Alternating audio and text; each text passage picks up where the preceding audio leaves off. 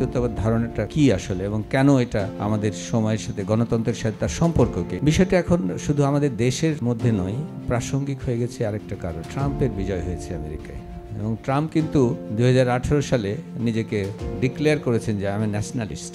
Nazi সমর্থক যে পার্টিটা, এক্সট্রিম রাইটিস্ট যারা, তারা কিন্তু সিগনিফিক্যান্ট বিজয় অর্জন করেছে। খ্রিস্টান ডেমোক্রেট তারাও কিন্তু ন্যাশনালিস্ট, ইনফ্যাক্ট হিটলারও কিন্তু ন্যাশনালিস্ট ছিলেন। দলগুলো এখন সম্ভবত আমাদের দেশে লড়াই করছে ক্ষমতায় আসা, তারা জাতীয়তাবাদকে কিভাবে দেখবে, এই বিষয়গুলো যদি স্পষ্ট না হয় তাহলে আমাদের জাতির কিন্তু আবার দুর্ভাগ্য রয়েছে। এই কথাটি কিন্তু আমার সকল দেশের রানী সে যে আমার জন্মভূমি, এটা কিন্তু একটা ইমোশনাল উচ্চারণ হতে পারে ফর প্যাট্রিয়টিজম, আবার এটাই কিন্তু অস্ত্র করে ফেলতে পারি ফর ফ্যাসিজম।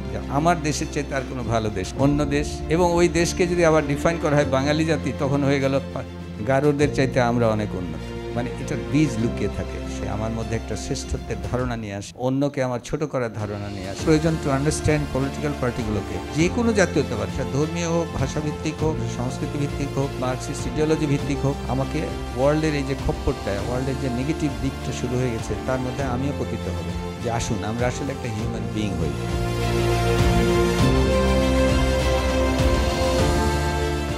আজকের যে বিষয়বস্তুটি, এই বিষয়বস্তু যখন নির্বাচন করি তখন আমাদের দেশের যে সংবিধান সংস্কার কমিশন, আপনারা শুনেছেন যে আমি নিজেও একটি সংস্কার কমিশনের সদস্য, এই অন্তরীণ ইন্টারিম গভর্নমেন্টের হেলথ সেক্টর রিফর্ম কমিশন। কিন্তু আমাদেরই আরেকটি যে মূল প্রথম দিকে যে কমিশন হয়েছে, যাদের রিপোর্টও আপনারা দেখেছেন সাবমিটেড হয়েছে, আইএলটিএসের যে হেলথ সেক্টরের কনস্টিটিউশন রিফর্ম কমিশন, আমাদের সংবিধান সংস্কার কমিশন। তো সেইখানে প্রথম থেকেই যে ধারণাগুলো হচ্ছিল যে তারা জাতীয়তাবাদকে বাদ দিচ্ছে, ধর্মনিরপেক্ষতা বাদ দিচ্ছে ইত্যাদি নিয়ে কিছু বিতর্ক চলছিল। তখনই আমার মনে হচ্ছিল যে এই বিষয়টি, আমরা জাতীয়তাবাদ নিয়ে আলোচনা আমাদের যারা স্টাডি সার্কেলে রয়েছেন, পাঠচক্রে, তারা সবাই জানেন যে দীর্ঘ সময়, বলতে গেলে গতকালকে আমরা 2011 সালে সংবিধানের মূলনীতি নিয়ে প্রশ্ন তুলেছিলাম পঞ্চদশ সংশোধনীর ঠিক 3 মাসের মাথায়। ওই বিষয়টা নিয়ে আমরা কিন্তু এখানে এই মঞ্চে অনেক বড় সেমিনার করেছিলাম, স্বাধীন মালিক সভাপতি ছিলেন। কালকে আবার সেটাকে ফিরে দেখলাম এবং তখনও ওই প্রশ্ন উঠেছিল আমাদের জাতীয়তাবাদ নিয়ে, ধর্মনিরপেক্ষতা, অন্যান্য যে মূলনীতিগুলো, গণতন্ত্র, সমাজতন্ত্র ইত্যাদি।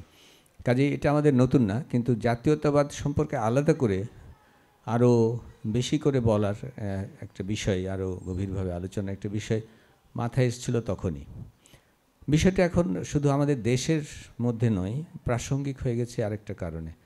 প্রাসঙ্গিক হয়ে গেছে যে আমরা গত 2-1 মাস আগেই আমাদের ট্রাম্পের বিজয় হয়েছে আমেরিকায়। খুব সিগনিফিক্যান্ট একটা ঘটনা সারা পৃথিবীর জন্য। যদিও মনে হবে এটা আমেরিকার বিষয়, কিন্তু এটা আসলে সারা বিশ্বের জন্য একটা অত্যন্ত গুরুত্বপূর্ণ ঘটনা। এবং ট্রাম্প কিন্তু 2018 সালে নিজেকে ডিক্লেয়ার করেছেন যে আমি ন্যাশনালিস্ট, এবং বলতে বলেছেন সবাইকে ন্যাশনালিস্ট বলবেন। এবং তারপরে তার জন্য আবার থিওরিটিশিয়ান গজিয়ে গেছে আমেরিকান ন্যাশনালিজমের জন্য, লরি, হিজেল ইত্যাদি থিওরিটিক্যাল পণ্ডিতের আবির্ভাব ঘটেছে। আর এই টপিক আগে স্থির করার পরেও হঠাৎ গতকালকে আরেকটি ঘটনা ইউরোপে ঘটেছে। খ্রিশ্চান ডেমোক্র্যাটরা কিন্তু অনেক দিন পরে সোশ্যাল ডেমোক্র্যাটদের হারিয়ে পাওয়ারে যাচ্ছে, তারা জিতেছে জাস্ট গতকাল কিন্তু। এবং নাৎসি সমর্থক যে পার্টিটা, এক্সট্রিম রাইটিস্ট যারা, তারা কিন্তু সিগনিফিক্যান্ট বিজয় অর্জন করেছে। মানে এত পার্সেন্টেজ ভোট কখনো পায়নি সেকেন্ড ওয়ার্ল্ড ওয়ারের পরে তারা। এবং এই যে খ্রিশ্চান ডেমোক্র্যাট, তারাও কিন্তু ন্যাশনালিস্ট, ইনফ্যাক্ট হিটলারও কিন্তু ন্যাশনালিস্ট ছিলেন, মনে রাখতে হবে। এবং এই ন্যাশনালিজমের সঙ্গে, এই জাতীয়তাবাদ কনসেপ্ট ধারণার সঙ্গে যদি আমরা সম্যক পরিচিত না হই, তাহলে এই ধারণাটার সঙ্গে অন্যান্য রাজনৈতিক মতবাদ, চিন্তা, এগুলোর যোগসূত্র কীভাবে হয়, এবং সেটা অদ্ভুতভাবে একদিকে আমরা যেমন বলছি সাম্রাজ্যবাদী কিংবা ওয়েলফেয়ার স্টেটের ঘটনা, একই সঙ্গে চায়নাতেও কিন্তু জাতীয়তাবাদ, উইঘরকে যে এক্সক্লুড করা হচ্ছে কিন্তু জাতীয়তাবাদের নামে, চাইনিজ জাতীয়তাবাদ বলতে গেলে, চায়না নেশনহুডকে ওইভাবে তৈরি করা হচ্ছে। তাহলে আজকের আলোচনাটা কিন্তু শুধু তাত্ত্বিক নয়, আমাদের দেশের জন্য শুধু নয়, আসলে এটা একটা খুব ব্যবহারিক প্র্যাকটিক্যাল ইস্যু। এই ইস্যুটা বোঝার জন্য কিন্তু যদি আমরা এই ধরনের খালি ইতিহাস ঘেঁটে বা বিভিন্ন ঘটনা থেকে বলি, ইনক্লুডিং আমাদের দেশে ৭২ থেকে এই যে বাঙালি জাতীয়তাবাদের পরবর্তী উত্থান এবং ফ্যাসিজমের সঙ্গে তার সম্পর্ক ইত্যাদি, সেটার মধ্যে যদি সীমাবদ্ধ থাকি তাহলে বিষয়টা এক ধরনের সাধারণ আলোচনায় পর্যবেসিত হবে। আমরা আসলে রুটটাকে যদি একটা জ্ঞানতত্ত্বীয় ভিত্তিতে একটু এপিস্টেমোলজিক্যাল জায়গা থেকে দেখতে পারি, তাহলে এর গভীরে প্রবেশ করবে এবং তখন ঘটনা বা ব্যক্তি, এখানে কোনো ব্যক্তির নামে বা দল ইত্যাদির চাইতেও একটা নৈর্ব্যক্তিকভাবে এই ধারণাটি আসলে কি বহন করে, ধারণাটা কি পজিটিভ না নেগেটিভ, আমরা সেটাকে নিয়ে সামনে এগোবো। নতুন বিশেষ করে যে দলগুলো এখন সম্ভবত আমাদের দেশে লড়াই করছে ক্ষমতায় আসার, তারা জাতীয়তাবাদকে কীভাবে দেখবে, এই বিষয়গুলো যদি স্পষ্ট না হয় তাহলে আমাদের জাতির কিন্তু আবার দুর্ভাগ্য রয়েছে। কারণ এখন America first, India first, China first, Trump যা করে মোদিও তাই। মোদিও কিন্তু ভারতীয় এক ধরনের জাতীয়তাবাদের কনসেপ্ট, আদি ঐতিহ্যের কনসেপ্টের মধ্যে দিয়ে চেষ্টা করছে আরেক জাতীয়তাবাদের উত্থানের জন্য।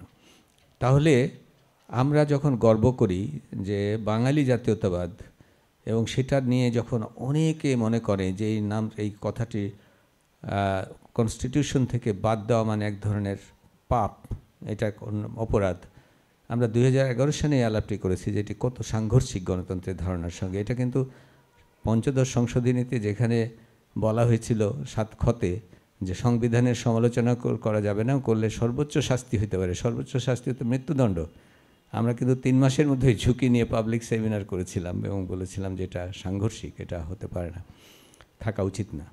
তো এখন সেই সময়টা এখন নেই, এখন আর ভয় নেই, এখন আরেকটু উন্মুক্ত আলোচনা করা যাবে। তখন ভয়ে ভয়ে মানে লেখাটা সার্কুলেট করতেও না করেছিলাম, মানে কপি দিতেও না করেছিলাম, ফটোকপি।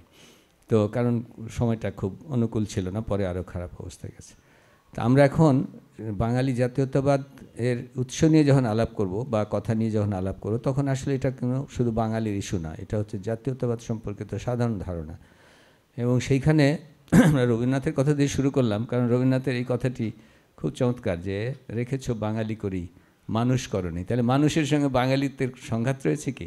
রবীন্দ্রনাথ কবি মানুষ, তার মধ্যে নানান রকম উপাদান খুঁজে পাবেন। যখন উনি আমার সোনার বাংলা আমি তোমায় ভালোবাসি, তো মনে হয় উনি তো বাঙালি জাতীয়তাবাদের প্রবক্তা, এবং যারা বাঙালি জাতীয়তাবাদের প্রবক্তা এই দেশে, তারা তো রবীন্দ্রনাথকেই কেন্দ্রে রেখে করেন সব কিছু। রাবীন্দ্রিক বাঙালি তো বাঙালি আমাদের কাছে ধারণাটা। কিন্তু রবীন্দ্রনাথ কী ভাবতেন? আবার কবিকে কোট করে আমরা বলি, বিশ্বমানব হবি যদি কাইমনে বাঙালি হয়, মানে আগে বাঙালি না হয়ে বিশ্বমানব হইতে পারবি না।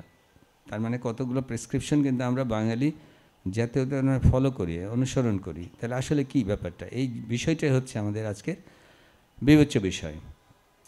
আমি আবারও বললাম যে সাধারণ ঘটনা বা ইত্যাদির চাইতে আমরা আসলে যদি বিষয়টাকে একটা জ্ঞানতাত্ত্বীয় পটভূমিতে দেখি, তাহলে সুন্দরভাবে ভূমিকাটা বোঝা যাবে।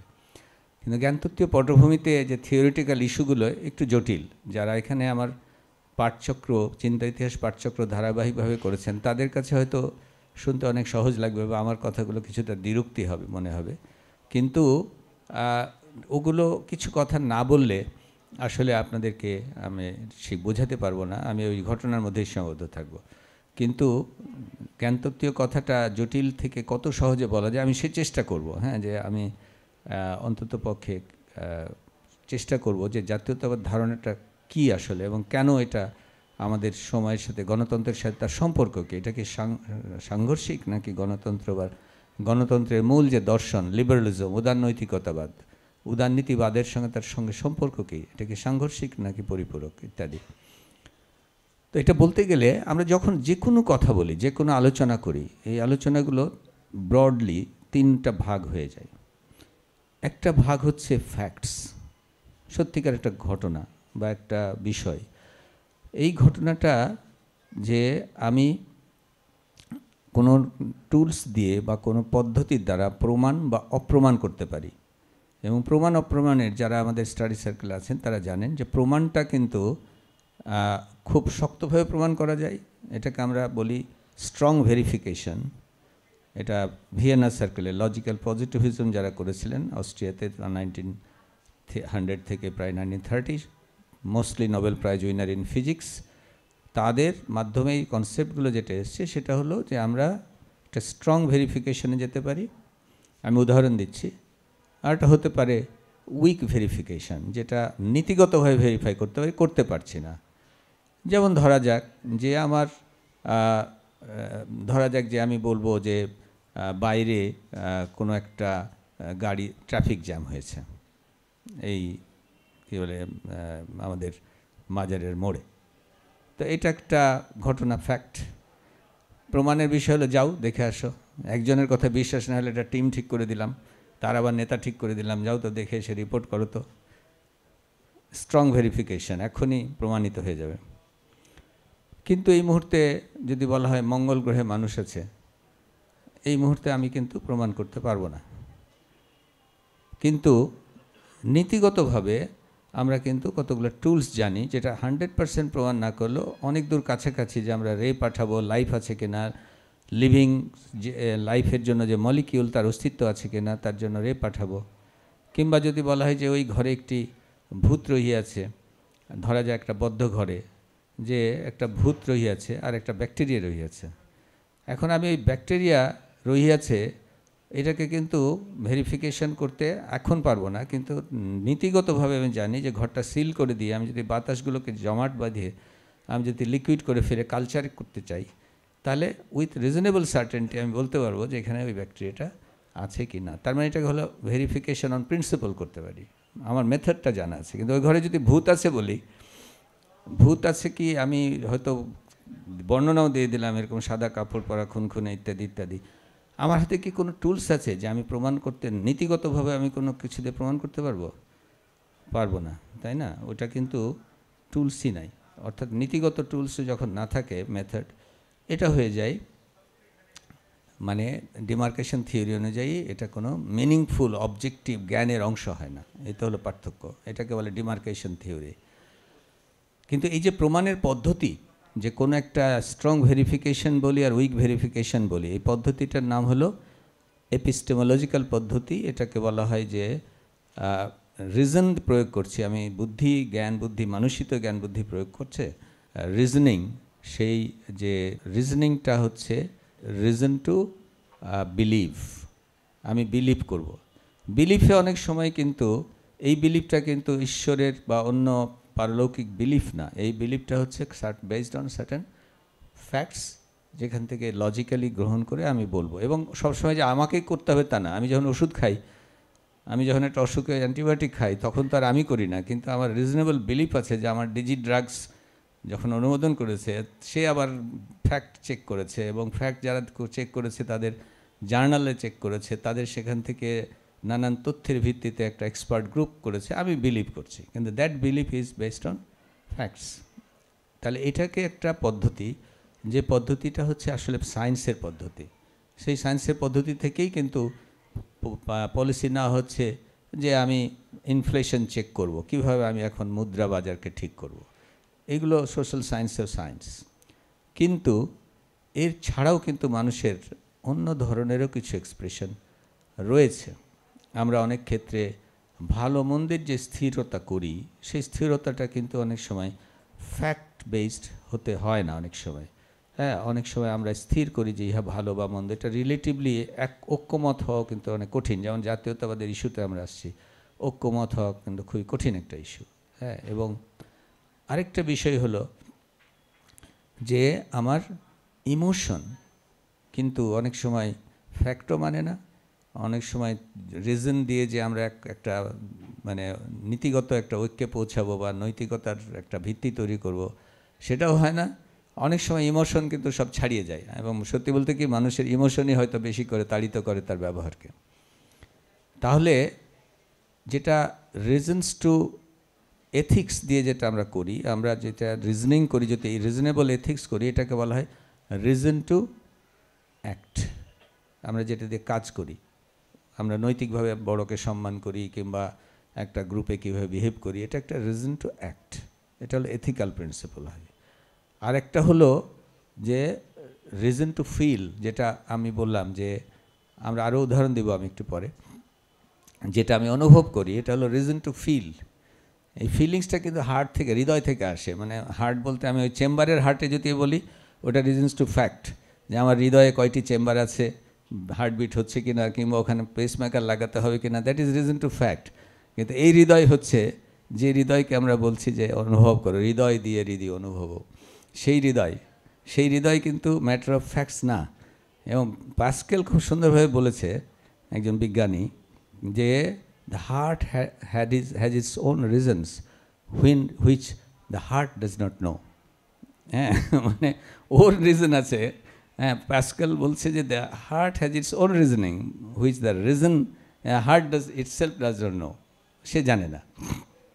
তাইলে দেখুন, আমরা এই তিন ধরনের, একটা হলো রিজনিং যে করি, জগতে চলি, বা কথাবার্তা যে আমরা সেন্টেন্সগুলো উচ্চারণ করি, সেই উচ্চারণগুলো কিন্তু তিন ভাগে ব্রডলি ভাগ করা যাচ্ছে। একটা হলো রিজনস, যেটা আমরা রিজনস টু বিলিভ, যেটা দিয়ে আমরা এক ধরনের চর্চা করি। একটা হলো রিজনস টু অ্যাক্ট, যেটা দিয়ে আমরা এথিক্যাল ডিসিশন নিই, কাজকর্ম করি। আর একটা হলো রিজনস টু ফিল, যেটা অনেক সময় সত্যি বলতে কি রিজনিংয়ের আওতার ভিতরেই থাকে না, অনেক সময় আনরিজনেবল অ্যাক্টিভিটিও আমাদের হয়ে যায়।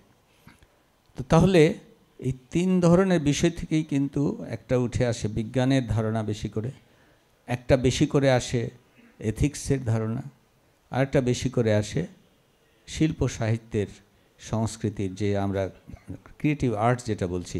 কারণ যে কবিতা, গল্প, গান, উপন্যাস ইত্যাদি এবং চিত্রকর্ম, ক্রিয়েটিভ আর্টসের ক্ষেত্রে ফিলিংসটা কিন্তু অনেক বেশি কাজ করে ওখানে। এই জন্যই অ্যারিস্টটল বলেছিলেন যে বিশ্বাসযোগ্য অসত্যই হচ্ছে শিল্পের বিষয়, অবিশ্বাসযোগ্য সত্য না। অর্থাৎ এটা হচ্ছে যে সত্য হইতে হবে। হ্যাঁ, রবীন্দ্রনাথ বলছেন, কবি তব মনোভূমি রামের জন্মভূমি অযোধ্যার চেয়ে সত্য যেন। অর্থাৎ ওটা ফ্যাক্টের সাথে সম্পর্ক নাও থাকতে পারে, তোমার জন্ম মনোভূমি হচ্ছে সবচেয়ে বড় উৎস। তো এই যে তাহলে আমরা দেখছি যে ডিফারেন্ট টাইপের আমাদের উচ্চারণ, আমাদের বলা, আমাদের যে কাজ, আমাদের লেখা, সব কিছু কিন্তু ব্রডলি তিনটা ভাগে চলে আসছে। আমি যদি খুব একটা সহজ উদাহরণ দিই, যে এই শার্টটি নীল বা এই শাড়িটি নীল, ধরো যে একজন কাপড়ের নীল, এটা একটা ফ্যাক্ট। কেউ বলতে পারে না এটা পুরো নীল না, কেউ বলতে পারে এটা নীলাভ সবুজ, তাই না, নানান রকম, এটা গাঢ় নীল, নানানভাবে ভ্যারিয়েশন হতে পারে। এটাকে আমি অবজেক্টিভলি কিন্তু আরও অবজেক্টিভলি যেতে পারি, যে নীল রঙের আমি যদি স্পেকট্রাম বলি, এত ন্যানোমিটার লেন্থ থেকে হ্যাঁ এত ন্যানোমিটার পর্যন্ত নীল রং হয়, দাও বাবা, এবার তাহলে আমরা কন্ট্রোভার্সি হচ্ছে, দাও একটা গ্রুপ অফ সায়েন্টিস্টকে, ওরা স্পেকট্রাম জাজ করে বলুক যে এটা কত ওয়েভ লেন্থ থেকে কত ওয়েভ লেন্থে আছে, আরও প্রিসাইজ হয়ে গেল, তোমার তর্ক বিতর্ক কমে গেল। হ্যাঁ, তোমার চোখ বলবে হ্যাঁ যে এটা এই কালার, আরেকজন এই কালার, ও বলে দিবে যে এটা তো স্পেকট্রাম, কালার হচ্ছে সাবজেক্টিভ, তুমি এই লড়াই করতে যেও না, তুমি বলে দাও কত স্পেকট্রাম থেকে কত ওয়েভ লেন্থে ছিল এটার মানে যে লাইট ওয়েভ লেন্থ এমিশন কত। তার মানে হলো যে ব্লু শাড়ি, হ্যাঁ, আমি কিন্তু তার ফ্যাকচুয়াল চেক করতে পারছি, রিজনস টু বিলিভ করতে পারছি, তাই না? কিন্তু যদি কেউ বলে এই নীল শাড়ি ভালো, এই নীল শাড়ি খুব সুন্দর, আরেকজন বলল ভাই না না এই সবুজ শাড়ি সুন্দর, আরেকজন বলল না না কী বলো লালটা সুন্দর, ইজ দেয়ার এনি মাপকাঠি? আমি কি একটা টিম করে দেবো, একটা গ্রুপ করে দেবো, দিয়ে বলবো যে ভাই মেপে বলেন তো কোন শাড়িটা সুন্দর? এটা বলা যাবে না। এমন এটা কখনোই ঐক্যমতে পৌঁছানোর কোনো মানে সম্ভব না। এটাই হচ্ছে কারণ আমি ওই ফ্যাক্টের সাথে কী জিনিসটা যোগ করছি, এটাকে বলে ভ্যালুজ যোগ করছি, এটাকে বলে মূল্যবোধ যোগ করা। যে আমি একটা ভ্যালু সিস্টেমকে, আমার ভ্যালু, আমি ছোটোকালে নীল দেখেছি বা আমার বাবা বাবাকে নীল শার্ট পরিয়েছে, বা আমি কোনো কারণে নীলের প্রতি অনুরক্ত হয়েছে, কেউ একজন সবুজের প্রতি অনুরক্ত হয়েছে, বাংলাদেশের গান শুনে সবুজ লাল হয়ে গেছে, এখন আমি পছন্দ করি নীল, আরেকজন সবুজ, এখন সেটার সাথে মানে ভ্যালু যুক্ত হয়ে গেছে ফ্যাক্টের সাথে। যেই মুহূর্তে ফ্যাক্টের সাথে ভ্যালু যুক্ত হয়ে গেল, এটা একটা এথিক্যাল বিষয় হয়ে গেল। ওই যে রিজনস টু অ্যাক্ট, আমি তখন নীল শাড়ি কিনবো, আরেকজন সবুজ শাড়ি কিনবে, তাহলে রিজনস টু অ্যাক্ট কিন্তু আমার পুরোপুরি ফ্যাক্টের ইস্যু না, একটা ভ্যালুর ইস্যু যুক্ত হয়ে গেছে, মূল্যবোধের ইস্যু যুক্ত হয়ে গেছে। এটা কিন্তু ক্রস চেক করে কেউ কখনো সত্য মিথ্যা কখনো প্রমাণ করতে পারবে না। তাহলে একই কথা আবার এই কথার মধ্যে একটা মেটা ল্যাঙ্গুয়েজ বলে কনসেপ্ট আছে, যে এই শাড়িটি নীল, এই বাক্যের মধ্যে 3টি শব্দ রহিয়াছে, বা এই শার্টটি নীল, এই বাক্যের মধ্যে 3টি শব্দ রহিয়াছে। এটাকে বলা হয় মেটা ল্যাঙ্গুয়েজ, ল্যাঙ্গুয়েজ সম্পর্কিত সত্য। ওটাও কিন্তু জাজ করা যাবে যে 3টা আছে না 5টা আছে। এটাকে বলা হয় মেটা ল্যাঙ্গুয়েজ। এটা কিন্তু এই 3 গ্রুপের বাইরে, ওটা ল্যাঙ্গুয়েজের অ্যানালিসিস। কিন্তু যখন আমি বলছি এই শার্টটি বা এই শাড়িটি নীল, তখন হয়ে গেল এথিক্যাল ভ্যালু যুক্ত একটি আর্টারেন্স, উচ্চারণ। কিন্তু যখন বৈষ্ণব কবি বলবে চলে নীল শাড়ি নিঙাড়ি নিঙাড়ি পরাণ সহিত মোর, তখন কিন্তু আর এটা ফ্যাক্টও না, ভ্যালুও না, এটা হয়ে গেল তার ইমোশন। হ্যাঁ, যে চলে একে বলে বৈষ্ণব কবিতার ইয়েতে তারা বলতেছেন যে বিদ্যাপতি, চলে নীল শাড়ি নিঙাড়ি নিঙাড়ি পরাণ সহিত মোর। হ্যাঁ, কি চমৎকার উদাহরণ। তাহলে তার পরাণের মধ্যে সেই যে বোধটা, সেই বোধটা কিন্তু একটা ইমোশন, এটা কিন্তু হার্ট, হৃদয় বলছে এটা। তার মানে রিজনস টু ফিল হয়ে গেল। এটা ফিল করা, এটা কিন্তু কোনো এথিক্যাল প্রিন্সিপাল না। কারণ কেউ কেউ বলবে এই ধরনের উচ্চারণ তো অবৈধ, এই ধরনের উচ্চারণ তো অশালীন, এটা করা উচিত না, এই ধরনের। রবীন্দ্রনাথ নিজেই ভানু সিংহের পদাবলিতে এগুলো লিখেছে পরবর্তী জীবনে, এই শুক্রবারে আপনার শুনবেন। পরবর্তীতে উনি চেষ্টা করেছেন এই ধরনের উচ্চারণ কম করতে। ভানু সিংহের পদাবলী যখন লিখেছেন তখন রাধিকার বর্ণনা দিয়েছেন, পরবর্তীতে উনি কিন্তু পরকালে অনেক বেশি লিপ্ত হয়েছেন। তাহলে এই যে আমরা দেখছি যে উচ্চারণ কয়েক রকম হতে পারে। যেমন একই কথা, আমার শার্টটি নীল একটা ফ্যাক্ট হতে পারে, আমি নীল শার্ট ভালোবাসি, এটা ভ্যালু হতে পারে। এবং নীল শার্ট নিয়ে একটা কবিতা হলে আমি সেটা হয়ে যেতে পারে একটা শিল্প সংস্কৃতি বিষয়, একটা ইমোশনের বিষয়। এখন তাহলে এই যে আমাদের কনসেপ্টের ভিতরে জাতীয়তাবাদ, এই শব্দটা কোথায় এসে হাজির হলো? এবং এই শব্দটা কিন্তু আজীবন ছিল না, ইতিহাসে সবসময় ছিল না, এটা 1700-1800 শতক থেকে এসেছে। কিন্তু আমরা ইতিহাসের মধ্যে না গিয়ে আমি যদি এপিস্টেমোলজিক্যাল ইস্যুতে আসি, যখন আমি বলছি একটি জাতিসত্তা, জাতীয়তা, আমি কি দিয়ে তাহলে অপারেশনাল ডেফিনিশনে যাব? কারণ ফ্যাক্ট হতে গেলে আমাকে কিন্তু অপারেশনাল ডেফিনিশনে যেতে হলে, ওই যে বললাম নীল, তাহলে নীল বলতে কি বুঝি? নীলের ডেফিনিশন আমি চোখে দেখে এক ধরনের ডেফিনিশন ঠিক করি যে এই ধরনের বিষয়, কিন্তু সায়েন্টিফিক্যালি তখন এটা একটা স্পেকট্রামে চলে এসছে, যে ভিজিবল লাইট কত ওয়েভলেন্থ থেকে কত ওয়েভলেন্থের মানুষের রেটিনাতে নীল কালারের একটা উদ্ভব করে, তার কিন্তু একটা অপারেশনাল ডেফিনিশন লাগবে, বাউন্ডারিটা লাগবে। অপারেশনাল ডেফিনিশন ছাড়া কিন্তু রিজনস অফ ফ্যাক্ট বোঝানো সম্ভব হয় না। তাহলে আমি যদি জিজ্ঞেস করি যে জাতীয়তাবাদে অপারেশনাল ডেফিনিশন কী করে তৈরি করবেন আপনি? বাঙালি জাতি কি তৈরি করবেন? চেহারা তৈরি করবেন, মাথার খুলি তৈরি করবেন, চেহারা মানে কালার তৈরি করবেন। আমার কালার, আমি যখন শ্রীলঙ্কায় গেলাম, কলম্বোতে এত মানুষ আছে যে বাঙালি না শ্রীলঙ্কান না বললে বোঝা যাবে না, সাউথ ইন্ডিয়াতে বোঝা যাবে না, বহু জায়গাতে আছে, এমনকি অন্যান্য ভারতের অন্য জায়গায় আছে। আপনার এক কি বলে চোখের কালার কিংবা মাথার খুলি বা চুল বা কোনো কিছু দিয়ে কিন্তু আপনি ইউনিকলি, যেটাকে অপারেশনাল ডেফিনিশন যে ইহা থাকিলে বাঙালি হইবে, করতে পারবেন না। আপনার খাওয়া, কালচার ইত্যাদি ইত্যাদি কতগুলোকে ডেফিনিশন তৈরি করতে হবে, কিন্তু প্রচুর ভেরিয়েশন আছে, যেখানে অন্য জায়গাতেও আপনার ইচ্ছে করলে ওদের খাবারের সঙ্গে আমার খাবারের মিল খুঁজে পাওয়া যাবে। সবচেয়ে আইডিয়া করা হয়েছিল যে জেনেটিক্স, মানে সায়েন্টিফিক্যালি গেলে আমার জিন যদি ইউনিক বলে, যে বাঙালি বলে একটা জিন বার হয়ে গেল। কিন্তু এখন পর্যন্ত দেখা গেছে যে আমার জেনেটিক্সের সাথে অনেক জেনেটিক্সের কমন, আমি ওই শ্রীলঙ্কাতে গেলে ওই জেনেটিক্স পেয়ে যাব, আমি বিহারের মধ্যে জেনেটিক্স পাওয়া, ইউনিক কোনো, যেটাকে আমরা টেকনিক্যালি বলি ডিএনএ সিকোয়েন্সিং, হ্যাঁ, যে আমি ইউনিক বললাম যে ইহা হইলে বাঙালি, সেটারও কিন্তু কোনো পথ নাই। এগুলো খুবই হিট্রোজেনাস, হাজার হাজার জেনেটিক সিকোয়েন্সিংয়ের মধ্যে এটা কিন্তু কোনো ইউনিকলি বলা যাবে না। আমি যদি ফ্যাকচুয়ালি না ডিফাইন করতে পারি কোনো জাতীয়তা, তাহলে আমি জাতীয়তাবাদটা ডিফাইন করবো কী দিয়ে? আমাদের সাধারণত আমাদের কাছে এক ধরনের ধারণা আছে যে ভাষা দিয়ে, আমি যারা বাঙালি ভাষা ব্যবহার করছে তারাই বাঙালি, ভাষাভিত্তিক মানে এক ধরনের কনসেপ্ট তৈরির রকম ব্যাপার আছে। তার মানে হলো যে এখানে তাহলে আমি যদি ভাষা ডিফাইন করা যে কত কঠিন, চাটগাঁইয়ারা যদি বলে যে আমি তো বাঙালি না ভাই, আমার ভাষা কিন্তু আমি বাঙালি বলি না, আমি চাটগাঁইয়া বলি, আমি সিলেটি, আমি বাঙালি স্বীকার করতে চাই না, আমার একটা নিজস্ব ভাষা আছে। আপনি কি বলতে পারেন যে এটা ফ্যাক্ট? কি বলবে? কোনো ফ্যাক্ট আছে যেটা বাংলার কত রকম ভেরিয়েশন থাকতে পারে। সুতরাং ফ্যাকচুয়ালি সিয়েরা লোকরা ওখানে বাংলাকে বলতে গেলে রাষ্ট্রভাষা করে ফেলেছে প্রায়। মানে ওদের ভাষাতে কিন্তু ওরা ডিক্লেয়ার করেছে এবং সবাই বাঙালি টাঙালি ইত্যাদি বলে। তো সিয়েরা লোককে তাহলে বাঙালি বলবেন না? আপনি তো বলবেন না, কারণ কালচার, নানান কথা। এই যে কমপ্লেক্স ডেফিনিশন, যে ডেফিনিশনে অপারেশনাল ডেফিনিশন, আপনি কোন কালচারটাকে বাঙালি বলবেন আর কোন কালচারটাকে বাঙালি বলবেন না, কোন ভাষাটাকে কোন জাতি ভাষা বললে বলবেন না বলবেন। আবার এই যে বোধটা, এই অপারেশনাল ডেফিনিশন কখনোই কোনো দিন কোনো জাতিকে, মানে আজ পর্যন্ত আমরা তো দূরের কথা, কোনো ইউরোপিয়ান বা আদার জাতিকেও কিন্তু অপারেশনাল ডেফিনিশন ফ্যাকচুয়ালি কখনো ডিফাইন করতে পারবে না যে ইহাই একটা জাতিসত্তা।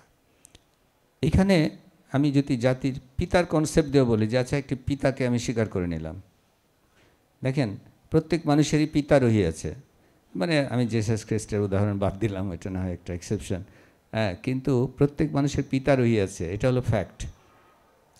যদি পিতা দেখতে নাও পাই বা প্রমাণিত না থাকে, জেনেটিক অ্যানালিসিস দিয়ে হয়তো আপনি বললেন, আবার যদি না জানা থাকে কিন্তু আপনি জানেন যে আছে, আমরা জানি না, মানে অন্তত পক্ষে সেই বোধটা আছে। কিন্তু প্রত্যেক জাতির একটি পিতা রহিয়াছে বা থাকিতেই হবে, এটা হয়ে গেল তখন আপনার ফ্যাক্টের বাইরে। যখনই কোনো জিনিস ফ্যাক্টের বাইরে চলে যায়, এই ফ্যাক্ট থেকে আমি যদি এটাকে কনভার্ট করতে চাই, যে ফ্যাক্টকে আমি অন্যভাবে দিয়ে, ভ্যালু দিয়ে আমি কনভার্ট করব, তাহলে জাতীয়তাবাদ যদি আমাকে গ্রহণ করতে হয় তাহলে ফ্যাক্ট দিয়ে আমি করতে পারবো না। ফ্যাক্টের থেকে আসলে ওই যে বললাম যে ভ্যালুতে কনভার্ট করতে হবে, মূল্যবোধ দিয়ে। তখন আপনি বললেন যে আমি আমাকে বাঙালি মনে করি, তো আরেকজন লোক মনে করতে পারে আমি বাঙালি না, আমি বাঙালি মুসলমান মনে করি। আরেকজন মনে করেন যে না, আমি মুসলমান মনে করি, বাঙালি মনে করি না।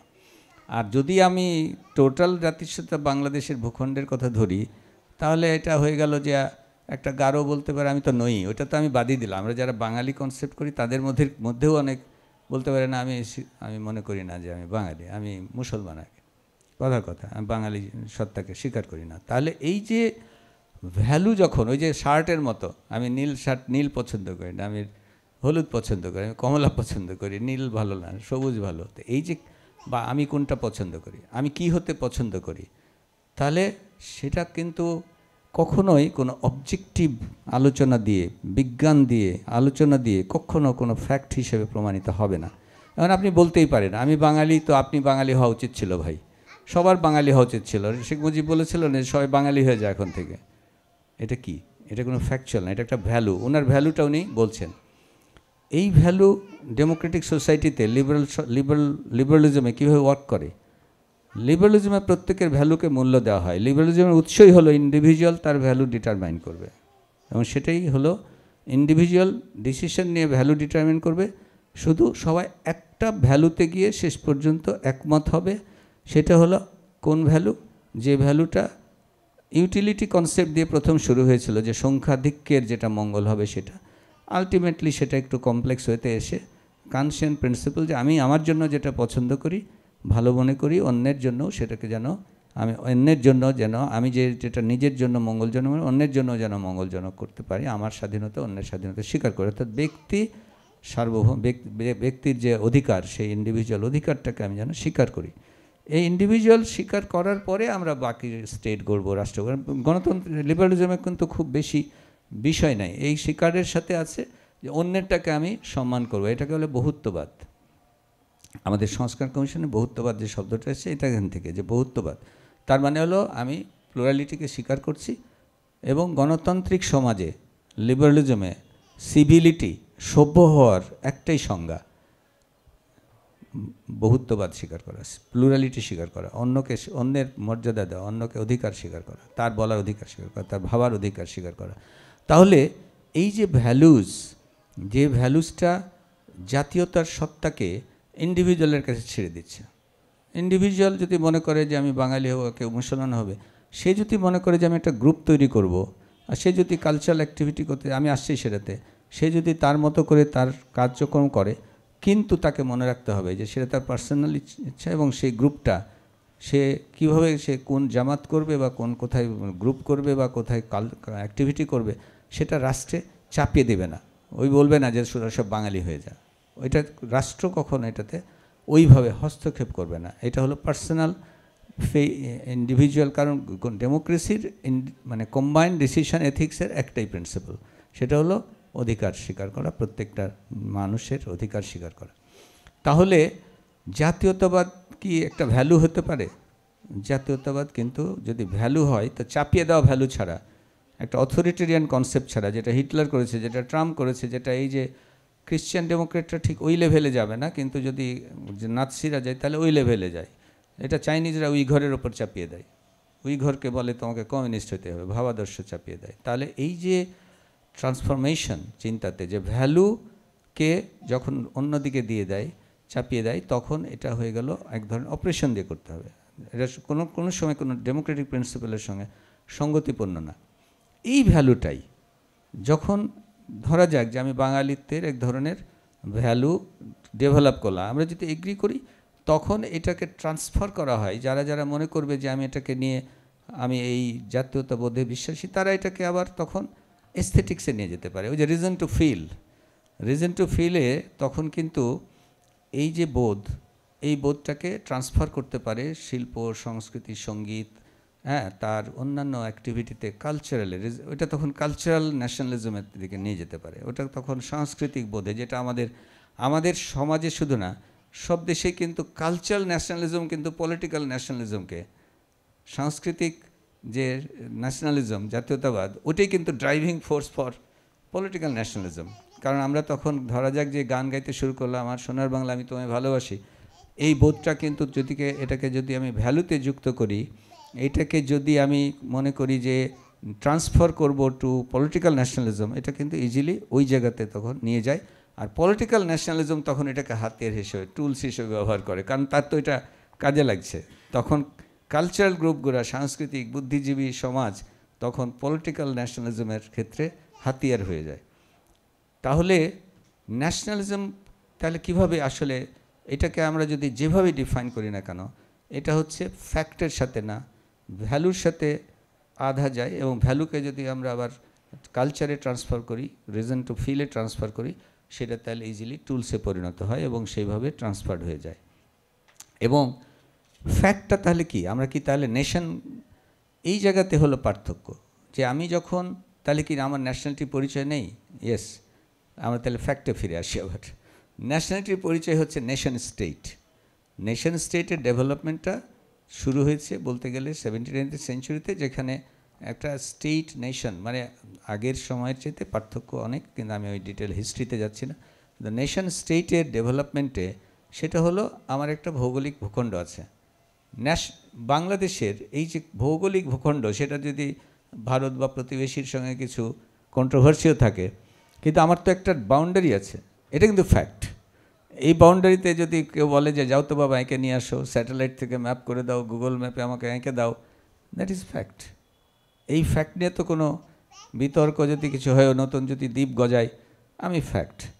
তাহলে এই ভূখণ্ডের মধ্যে যদি বাস করে, ডেফিনিশন কেমন, এই ডেফিনিশনে যদি কেউ বাস করে, তাহলে কিন্তু সেটা এক ধরনের, যেটাকে বলে ন্যাশনালিটি, নেশন স্টেটের সদস্য।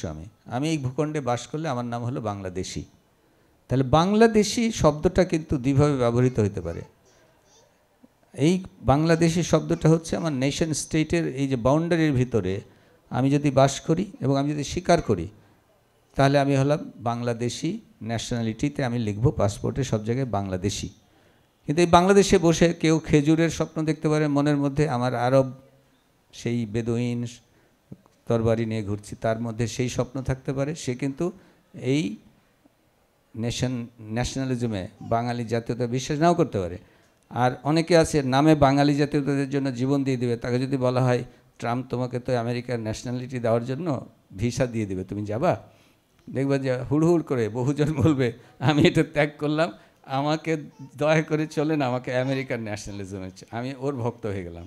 হ্যাঁ, আমাকে জার্মানির ভিসা দিয়ে দেন, রেসিডেন্স পারমিট, আমি জার্মান ভুক্ত হয়ে গেলাম। হ্যাঁ, সো ন্যাশনালিজমের যেটা ভ্যালু বেস কনসেপ্ট, সেই ভ্যালু বেস কনসেপ্টটা আসলে কি হবে, সেই সিদ্ধান্ত কিন্তু স্টেট এর ইস্যু নয়। রাজনীতি যখন এটা স্টেটের ইস্যু হলো, তখনই এটা একটা অস্ত্র হয়ে গেল ফর অপারেশন, ফর ফ্যাসিবাদী আচরণ। এবং এটাকে যতক্ষণ পর্যন্ত আমরা বুঝতে না পারবো যে এই ন্যাশনালিটি এবং নেশন স্টেটের সদস্য হওয়া এবং পাসপোর্টে তার লেখা বাংলাদেশি, আর বাংলাদেশি যে ফ্যাক্ট, আর যখন বাংলাদেশি জাতীয়তাবাদ বলা হচ্ছে তখন কিন্তু একটা ভ্যালুতে কনভার্ট করা হচ্ছে। ওই ভ্যালুটা করেছিল কিসের এগেনস্টে? বাঙালি জাতীয়তাবাদের যে এগেনস্ট, তার মধ্যে লড়াই করতে হবে, আমাকে আবার মুসলমানদের একটু পক্ষে টানতে হবে। এটা একটা সময়ের, যে জন্যই হোক, যে আমি এখানে কিন্তু আবারও বলছি যে কে করেছিল, কোন দল করেছিল, এটা বড় কথা না, কনসেপ্টটা নিয়ে আলাপ করছি। কনসেপ্টটা হচ্ছে যে যেই মুহূর্তে ওটাতে বাংলাদেশি ভূখণ্ডে যারা বাস করি সব বাংলাদেশি, সেটা তখন গারো হোক, চাকমা হোক, সাঁওতাল হোক, যে যার সে যেটা পছন্দ করবে, এগ্রি করবে, সেটা তার, সে জাতীয়তাবাদে পছন্দ করতেও পারে, নাও করতে পারে, সে বলতে পারে না আমি এগুলো নিয়ে বদার করি না। কিন্তু যখন এই যে বলা হবে যে না, বাংলাদেশির সাথে আবার কোনো রকম ভ্যালু যুক্ত করা হবে, রিলিজিয়াস ভ্যালু, আদার ভ্যালু, তখনই এটা হয়ে গেল ভ্যালু বেস সিস্টেম। তাহলে বাংলাদেশি জাতীয়তাবাদ, এখন যারা সামনে এগোতে চায়, খুব ক্লিয়ারলি এই জিনিসগুলো তাদেরকে বুঝতে হবে যে আমার সময়ের পরিপ্রেক্ষিতে আমি যদি কোনো কিছু করেও থাকি অতীতে, এখন রিয়েলাইজেশনের সময় এসছে এবং সংবিধান সংস্কারে এই কথাটি সুন্দরভাবে এসেছে যে আমরা যে আলাপটি, এই আলাপটি কিন্তু আমরা বলছি আজকে করছি না, 2011 সনে এখানে কিন্তু এই আলাপগুলো, এটা জাতীয়তাবাদের ডিটেলস হয় না, কিন্তু জাতীয়তাবাদ যে গণতান্ত্রিক কনসেপ্টের সঙ্গে কনফ্লিক্টিং, মানে পরস্পর বিরোধী, এই কথা কিন্তু আমরা 2011 সনে প্রিন্ট আমাদের আছে। আমরা চাই যে ওই যে যারা এখন চর্চা করছেন মধ্যপন্থী, যেটাকে আমরা বলা হয় রাইটিস্ট লেফটিস্ট, কারণ এই ক্ষেত্রে জাতীয়তাবাদ কনসেপ্টে এই যে বিভাজনের নীতি, এই জাতীয়তাবাদ কনসেপ্টে কিন্তু লেফটিস্টরা সমানভাবে সেক্টরিয়ান, দরিদ্র ইত্যাদি, বিভাজন ইত্যাদি, এবং এগুলো যেটা আজকের যুগে যেটা হানাহানি, কারণ আমরা এখন যেহেতু সোশ্যাল মিডিয়ার যুগে তাড়াতাড়ি পপুলার হওয়ার জন্য বহু রকম পথ রয়েছে, আমরা যদি আমার নেশন স্টেটকে ডিক্লেয়ার করি, আমি এই সেটা যে নাম দিয়েই করি, বাঙালি না দিয়ে বাংলাদেশি করলাম, বাংলাদেশের ভূখণ্ডে আবার আমরা একটা ন্যাশনালিজমের বোধ তৈরি করলাম, একটা জেহাদি মনোভাব তৈরি করলাম, পার্শ্ববর্তী অন্য দেশের বিরুদ্ধে একটা জেহাদি সম্পর্ক তৈরি করলাম। এটাই হচ্ছে আসলে ঘটনাগুলো তৈরি হয়ে যায়। হ্যাঁ, যে কীভাবে মনের মধ্যে এক ধরনের মানে লড়াইয়ের বোধ অল দ্য টাইম তৈরি হয়ে যায়, মনে হয় যে অন্যরা আমার অপর, অন্যরা আমার শত্রু। এই বোধটা থেকে মুক্ত হওয়ার পথ হয় যদি আমরা চেষ্টা করি যে জাতীয়তাবাদের কনসেপ্টে কখনো কোনো ফ্যাক্ট, ওই জাতীয়তাবাদ, কোন জাতীয়তাবাদ? মূল্যবোধ সম্বলিত জাতীয়তাবাদ, ভ্যালু বেস জাতীয়তাবাদ, নট ভৌগোলিক জাতীয়তাবাদ, নট নেশনহুডের মেম্বার হওয়ার জাতীয়তাবাদ। তাহলে ওটা হলো নিউট্রাল, ওটা থাকতেই হবে, কারণ আমার পাসপোর্টে মার্ক থাকতে হবে, আমার একটা নেশন গড়ার বিষয় থাকতে হবে। কিন্তু পেট্রিয়টিজমের সঙ্গে কিন্তু ন্যাশনালিজম এক না। আমার দেশাত্মবোধ থাকা, আমার এই নাতিটা হ্যাঁ এখন গান গায় যে আমার সোনার বাংলা আমি তোমায় ভালোবাসি, এবং তার সাথে আবার ভাই এমন দেশটি কোথাও খুঁজে পাবে না গো তুমি, হ্যাঁ সকল দেশের রানী সেজে আমার জন্মভূমি, তাই না? তো এই যে এই সকল দেশের রানী সেজে আমার জন্মভূমি, এই কথাটি কিন্তু আমার সকল দেশের রানী সেজে আমার জন্মভূমি, এটা কিন্তু একটা ইমোশনাল উচ্চারণ হতে পারে ফর প্যাট্রিয়টিজম, আবার এটাই কিন্তু অস্ত্র করে ফেলতে পারি ফর ফ্যাসিজম, যে আমার দেশের চাইতে আর কোনো ভালো দেশ নাই, অন্য দেশ, এবং ওই দেশকে যদি আবার ডিফাইন করা হয় বাঙালি জাতি, তখন হয়ে গেল গারোদের চাইতে আমরা অনেক উন্নত। মানে এটার বীজ লুকিয়ে থাকে, ছোট ছোট করে বীজগুলো থাকে, আমার মধ্যে একটা শ্রেষ্ঠত্বের ধারণা নিয়ে আসে, অন্যকে আমার ছোট করার ধারণা নিয়ে আসে, হ্যাঁ, এবং এর মাঝেই কিন্তু অন্য দেশের সঙ্গে ছোট করার ধারণা নিয়ে আসে, অন্যের সঙ্গে বিরোধ করার ধারণা নিয়ে আসে। আমি তখন মায়ানমারকে ভাবি, আমার চারপাশের ভারতের অন্যান্য প্রদেশকে ভাবি, এবং আমি যদি এর সাথে ইকোনমিক ইন্টারেস্ট যুক্ত হয়ে, যেটা ট্রাম্পের মেন ইন্টারেস্ট, মানে আমি কথাগুলো একটু আগে বললাম যে আমার এই বক্তব্য স্থির করার সঙ্গে সময় ঘটনা পৃথিবীতে যেটা ঘটছে, এলন মাস্ক এসে ট্রাম্পকে যেদিকে নিয়ে যাচ্ছে, ন্যাশনালিজম মানে এক্সট্রিম ইকোনমিক ইন্টারেস্টের সঙ্গে যুক্ত হয়ে যাচ্ছে, এবং পৃথিবী ক্রমশ আরও পিছনের দিকে, অত্যন্ত খুবই অস্থির একটা সময়ের দিকে, আমাদের WHO ফান্ডিং বন্ধ হয়ে গেছে, USAID সাপোর্ট বন্ধ হয়ে যাচ্ছে, গবেষণার ফান্ড বন্ধ হয়ে যাচ্ছে। আজকে গতকালকে ব্রিটেনে বাজেট বৃদ্ধি করে গেল প্রতিরক্ষায় 2.5%, ওটা কাট করলো অন্য দেশকে যেটা হেল্প করতো ডেভেলপিং কান্ট্রি, সেটা থেকে বন্ধ হয়ে যাচ্ছে। সুতরাং পৃথিবী কিন্তু ন্যাশনালিজমের নেগেটিভ ইম্প্যাক্ট, মানে এটা প্র্যাকটিক্যাল ইস্যু হয়ে গেছে আমাদের জীবনে, এটা ইস্যু হয়ে গেছে। হ্যাঁ, কারণ ইউএসএইডের সাপোর্টের বন্ধের সঙ্গে সঙ্গে অনেকগুলো ভ্যাকসিন প্রোগ্রাম আমাদের প্রবলেমে পড়ে গেছে, হেলথের ক্ষেত্রে বিরাট একটা সেটব্যাকে পড়ে গেছি আমরা। তো এখন এই জন্য কথাগুলো বললাম আমি, যে আমরা আসলে তাহলে আমরা যদি আবার গুছিয়ে আনি, যে জাতীয়তাবাদের কনসেপ্টটা কোনো ফ্যাক্ট দিয়ে কখনোই কোনো ডিসিশনে আসা সম্ভব নয়।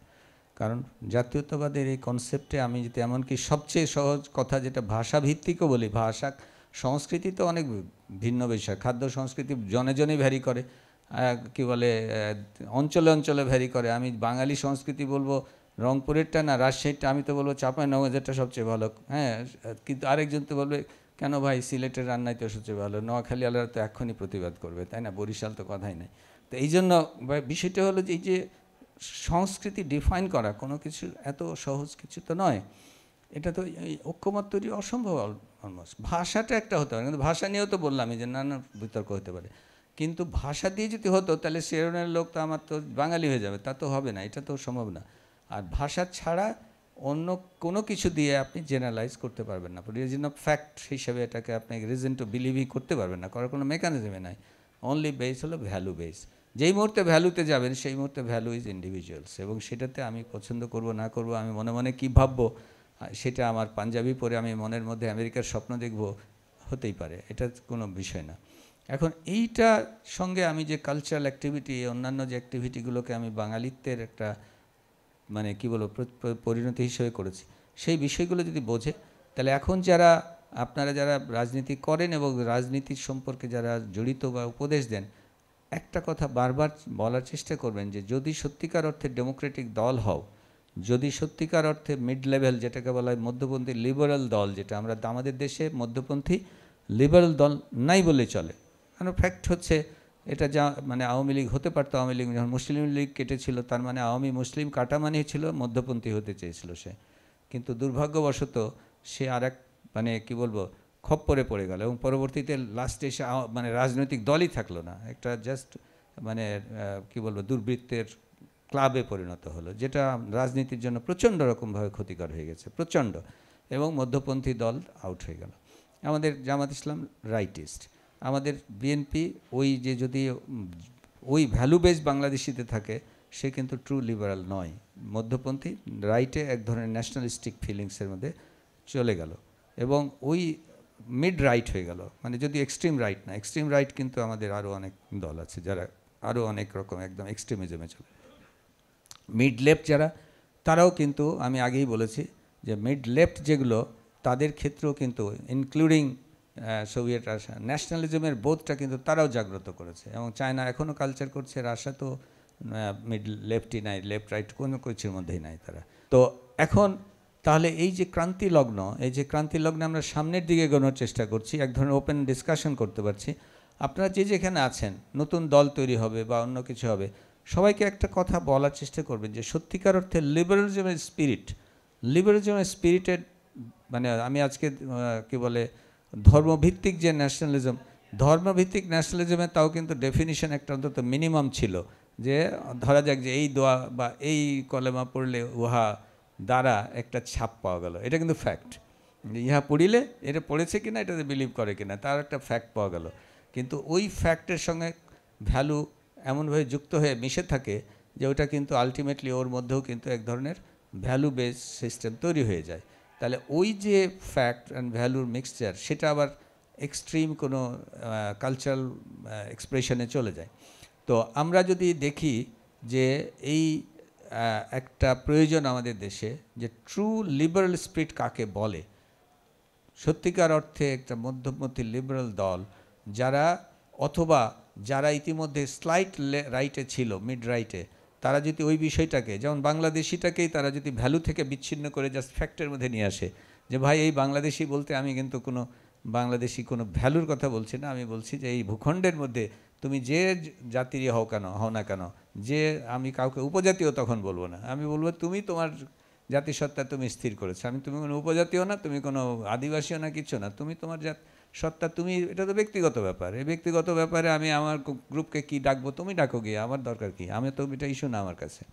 আমার ইস্যুটা হচ্ছে আমি যদি ফিল করি যে তুমি নারীর, এই জায়গার নারীও হোমোজিনাস না, আমি যদি মনে করি যে তার জন্য আমাকে এই প্রিভিলেজটা দিতে হবে রাষ্ট্র, এটা হলো ওয়েলফেয়ার স্টেটের ধারণা। একটাই বিষয়, সামাজিক ন্যায় বিচারের ধারণাটা আমি অ্যাড করব, হ্যাঁ। এবং সেখানে প্রিভিলেজ, আন্ডার প্রিভিলেজ সোসাইটিকে কী করে ঊর্ধ্বে নিয়ে আসা যায়, সেটা হলো আমরা জন রাউলের কনসেপ্টে, আমি অমর্ত্য সেনের কনসেপ্টে আমরা একটা ওয়েলফেয়ার স্টেটে দিয়ে যাব, তার বেশি কিছু করব না। তো এখন এই যে আমাদের একটা সিস্টেম, এই সিস্টেমে বাংলাদেশের জন্য এখন রিয়েল প্রয়োজন টু আন্ডারস্ট্যান্ড পলিটিক্যাল পার্টিগুলোকে, যে আমি যে কোনো জাতীয়তাবাদ, ধর্মীয় হোক, ভাষাভিত্তিক হোক, আমার অন্যান্য সংস্কৃতি ভিত্তিক হোক, আমি ইডিওলজি, মার্কসিস্ট ইডিওলজি ভিত্তিক হোক, যে কোনো ইডিওলজিক ভিত্তিক ন্যাশনালিজম, আমাকে ওয়ার্ল্ডের এই যে খপ্পরটা, ওয়ার্ল্ডের যে নেগেটিভ দিকটা শুরু হয়ে গেছে, তার মধ্যে আমিও পতিত হব। আমরা সেখান থেকে আসলে সারা পৃথিবীতেই একটা রিয়াকশন এখন গ্রো করা দরকার, যে এই ধরনের যে জাতীয়তাবাদী সংকীর্ণতা থেকে রবীন্দ্রনাথের কথাতে ফিরে আসছি, যে বাঙালি করে রেখেছ, বাঙালি তো ন্যাশনালিজমের, যদি ওই বাঙালি, ভ্যালু বেস বাঙালির কথা যখন বলা হয়, এবং এটা কোট করে তো এইটাই করে তোকে, তাকে যে বাঙালিত্বের প্রতিভু রবীন্দ্রনাথ, এটা তো আমাদের স্বীকৃত ব্যাপার, যে কী বলে, রবীন্দ্রিক বাঙালি তো আমাদের বাঙালির একটা প্রধান পরিচয়, তাই না? কিন্তু রবীন্দ্রনাথের লেখার মধ্যে নানান রকম খুঁজে পাবেন, কিন্তু আমি এই লেখাটা কোট করেছি এই কারণে যে আসুন আমরা আসলে একটা হিউম্যান বিইং হই। আসলে লিবারালিজম বলে যে তুমি একটা মানব সত্তা, তুমি যদি মানুষের ইকুয়াল রাইট, অধিকারকে তুমি যদি স্বীকার করো, তারপরে মানুষরা কীভাবে পলিটি তৈরি করবে, nation state is a best polity, তুমি পলিটি ঠিক করছো, বাট ডোন্ট সে যে আমি এই ন্যাশনাল মানে জাতি, ওই জাতি, এই জাতির সত্তা যদি ভ্যালু বেস জাতি হয়, তার মানে এটা হানাহানির উৎস হতে বাধ্য, কারণ এখানে একটা সুপিরিয়রিটি কমপ্লেক্স আসে। তা আমার মনে হয় আমি আমার প্রথম পর্ব এখানে কি বলে শেষ করি।